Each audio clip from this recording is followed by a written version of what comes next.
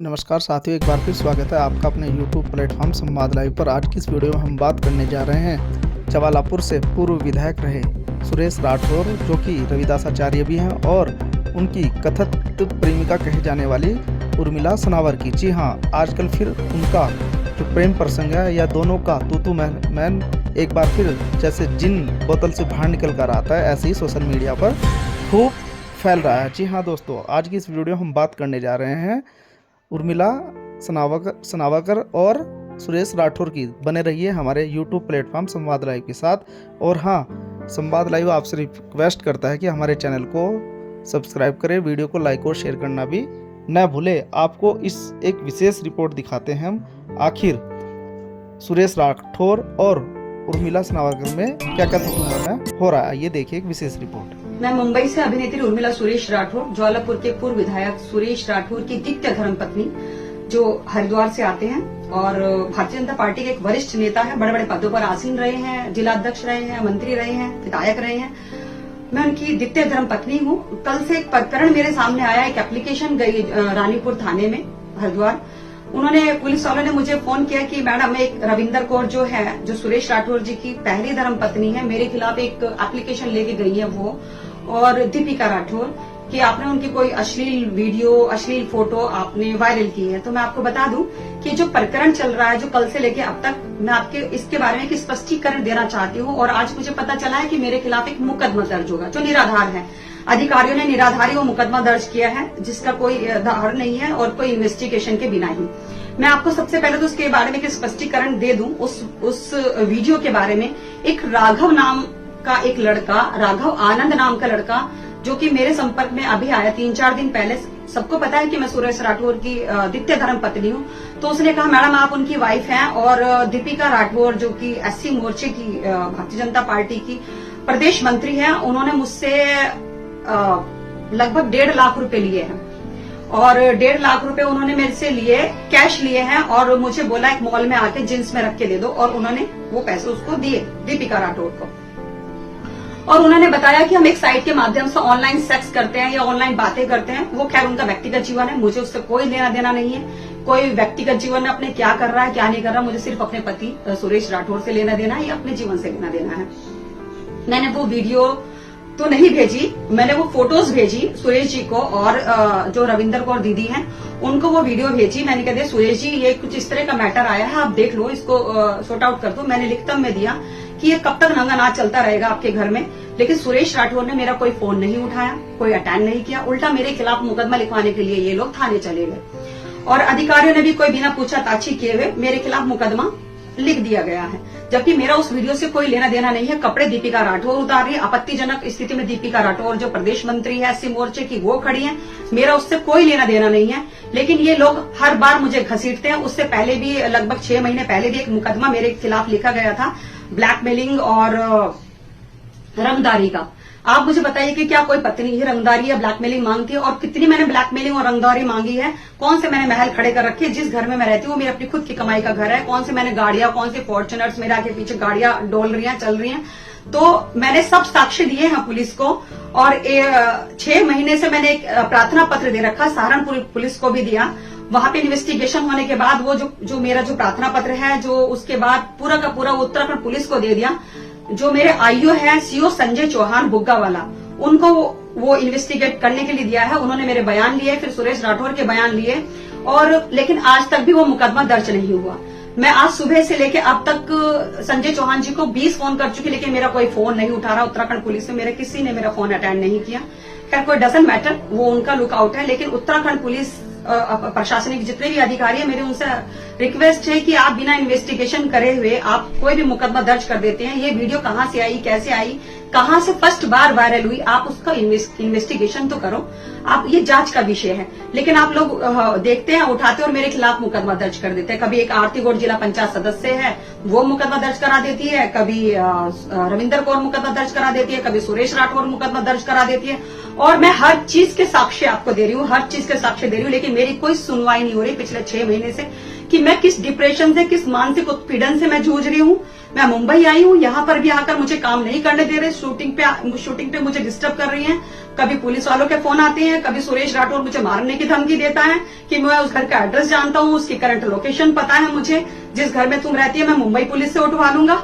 भाई क्यों उठवा लोगे? क्या मैंने आपसे, आपके प्रभाव में आके आपने जो मेरे साथ, जो मेरी सेक्सुअल फोटो आपके पास है, सेक्सुअल वीडियो आपने जो मेरी बनाई है मुझे नशीला पदार्थ पिला के, उसके प्रभाव में आके आपने मेरे से शादी मुझे ले जाके करी है आपने नेपाल, और उल्टा मेरा ही उत्पीड़न कर रहे हैं पूरा का पूरा परिवार। मतलब एक महिला के खिलाफ सुरेश राठौर मुकदमा लिखवा रहा, रविंदर राठौर मुकदमा लिखवा रही है, दीपिका राठौर मुकदमा लिखवा रही है, आरती गौड़ जिला पंचायत सदस्य मेरे खिलाफ मुकदमा लिखवा रही है। तो आप मुझे बताएंगे कि ये सबके सब ऐसे क्या? मैं साला मैं कोई हिस्ट्री शीटर हूँ क्या? मैंने कोई जिंदगी में मैंने कोई गुनाह कर दिया कि सुरेश राठौर के साथ शादी करके? मैं पहले से एक टूटी हुई औरत थी। मुझे तरह तरह के मेरे साथ हत्या करने के षड्यंत्र रचे गए, लेकिन हर बार मुझे महादेव बचा लेते हैं। मैंने कभी मीडिया के सामने मुंह नहीं खोला। मैं माननीय मुख्यमंत्री जी से, पुष्कर धामी जी से, योगी जी से, मोदी जी से, जेपी नड्डा जी से, मैं सबसे गुनाह कर दिया कि मैंने भारतीय जनता पार्टी में काम करके सुरेश राठौर भारतीय जनता पार्टी को गंदा कर रहा है। मैं ये तो नहीं कहूंगी कि भारतीय जनता पार्टी गंदी है, लेकिन वो कहते ना कि एक मछली पूरे तालाब को गंदी कर देती है। वो सुरेश राठौर, बलात्कार का इल्जाम सुरेश राठौर पे लगा, मेरा शारीरिक शोषण मेरा सुरेश राठौर ने किया, मेरे शादी का झांसा दिया कि मैं पूरी दुनिया के सामने इसको शादी को ओपन करूंगा। मैं दर दर की न्याय की ठोकरें खा रही हूँ, लेकिन कोई मेरी सुनवाई नहीं कर रहा है। और भारतीय जनता पार्टी में इतने गंदे लोगों को भर रखा है। मैं माननीय मोदी जी से, योगी जी से, महेंद्र भट्ट जी से, अजय कुमार संगठन महामंत्री जी से मैं सबसे गुहार लगाती हूँ कि जो ऐसे गंदे लोग हैं, जो महिलाओं का उत्पीड़न करते हैं, भगवा के आड़ में भगवादारी बनते हैं, आश्रम खोल के बैठे हैं, इनको पार्टी से निकाल के बाहर कर दो। मुझे जो भी मेरे खिलाफ आप कानूनी कार्रवाई करोगे मुझे मंजूर है, लेकिन मैं बहुत टूट चुकी हूँ, अंदर से अकेली लड़ रही हूँ। मैंने अपनी माँ को खो दिया है इसी चक्कर में। इन लोगों ने मेरी माँ को इतना टॉर्चर किया है, मेरा इतना मानसिक उत्पीड़न किया है। कितनी बार मेरी हत्याओं का षड्यंत्र चला सुरेश राठौर ने और उसकी फैमिली ने। जब मैं गर्भवती थी, प्रेग्नेंट थी, मैं कुछ भी नहीं कह सकती।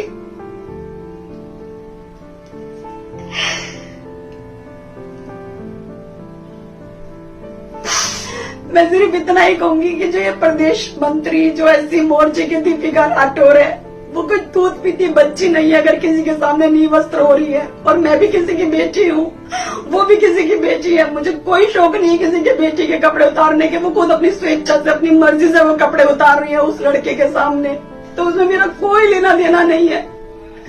मेरी पुलिस प्रशासन से गुहार है कि मैं तो ये कहती हूँ कि आप इस जांच का विषय जांच कीजिए, लेकिन हर रोज जो आप मेरे खिलाफ मुकदमे दर्ज कर देते हो, झूठे मुकदमे, कभी ब्लैकमेलिंग, कभी रंगदारी, कभी दीपिका का, कभी रविंदर कौर का, और सब निराधार होते हैं। मैं सबके साक्ष्य देती हूँ। सुरेश राठौर ने इतनी बड़ी ब्लैकमेलिंग लिखी मेरे ऊपर सब तरह से, लेकिन तब भी मैंने दिखाया कि क्या ये सुरेश राठौर की औकात है। 5-5 हजार रुपए तो मुझे दे रहा है, फेशियल ब्लीच हो जाता है 5-5 हजार रुपए में, मैं अपना खर्चा खुद उठाती हूँ। मेरे घर के सारे साक्ष्य है जो मैं संजय चौहान जी को दे चुकी हूँ, सीओ को, लेकिन कोई सुबह से मेरी कोई फोन नहीं उठा रहा है, कोई मेरी सुनवाई नहीं हो रही है। सत्ता का प्रभाव दिखा रही है। मैं तो यही कहूंगी कि मैं भारतीय जनता पार्टी की बेटी हूँ, कि मैं खुद छोटी सी कार्यकर्ता हूँ, कि मैं पिस रही हूँ। मुझे न्याय की गुहार है बस आप सबसे।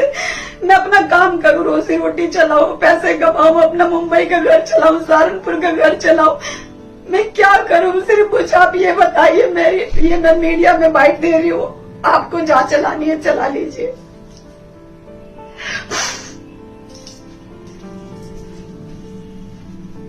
के तहत महिला जो है उर्मिला शर्मा, जो मुकेश शर्मा की पत्नी है, वो जानबूझकर मेरे को बदनाम कर रही है, मेरा नाम का प्रयोग करती है। मेरी अपनी आईडी के ऊपर किस हैसियत के साथ वो उर्मिला सुरेश राठौर पूर्व विधायक ज्वालापुर लिखती है। मैंने इसकी शिकायतें भी की हैं, उसके ऊपर कानूनी कार्रवाई होनी चाहिए। अगर कहीं कोई शादी करती, वो आज तक उसका तलाक नहीं हुआ, मेरा तलाक नहीं हुआ, हिंदू रीति रिवाज के अनुसार जब तक कोई व्यक्ति या पति पत्नी हो, उसका तलाक ना हो, तो दूसरी शादी करना संभव नहीं है। इस तरह के मिथ्या आरोप लगाकर मेरी सामाजिक छवि, मेरी राजनीतिक छवि को जो दुष्प्रचार करके खराब करने का काम किया जा रहा है, मैं शासन प्रशासन से अपील करूंगा, मीडिया कर्मियों से ये निवेदन करूंगा कि ऐसे कृत्य करने वाले लोगों को जो गिरोह बनाकर इस तरह के कृत्य कर रहे हैं, उनके विरुद्ध कार्रवाई की जानी चाहिए। मुकदमे होंगे। तो आनंद है लड़का, एक गिरफ्तारी उसकी हुई है जो मेरी बेटी को बदनाम करने का काम किया।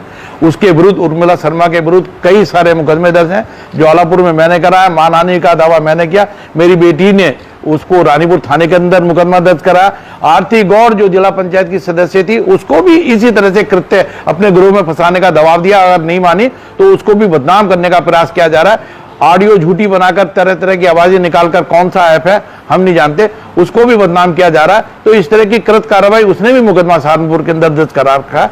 इसके विरुद्ध अनेकों दर्जनों मुकदमे कायम है। इसको गिरफ्तार किया जाना चाहिए। इसका स्थान केवल जेल है, जेल के अलावा कोई स्थान इसका नहीं है। पुलिस गिरफ्तार का मतलब पुलिस की कार्रवाई है, पुलिस जाने। हम तो न्यायालय की शरण में गए हैं, हम न्याय की शरण में गए हैं, हमने थाने के अंदर दरखास्त दी है। हम कानून को मानने वाले लोग हैं और कानून के खिलाफ हम चल नहीं सकते। हमने जो भी बातें कही हैं वो पुलिस प्रशासन को कही हैं या जिला प्रशासन को कही हैं, और अदालत के अंदर जाके हमने मानहानि का दावा किया। ये मैं नहीं कहता, मैं तो इतना कहूंगा, मैंने अपने कर्म के आधार पर लगभग 40-42 सालों में भारतीय जनता पार्टी का काम करते हुए, लगभग 10-12 सालों में रविदास पीठ का काम करते हुए अपने समाज को एकत्र करने का काम किया, इकट्ठा करने का काम किया।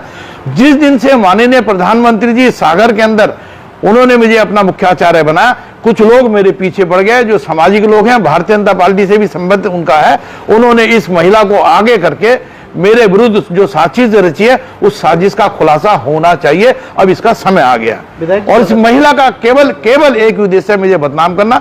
ना कोई विवाह हुआ, ना इस तरह का अगर कोई सबूत है तो जो सजा चोर की होती है, जो सजा वो कानून कहेगा मैं भुगतूंगा। मेरा कोई किसी प्रकार का इसका लेना देना नहीं है।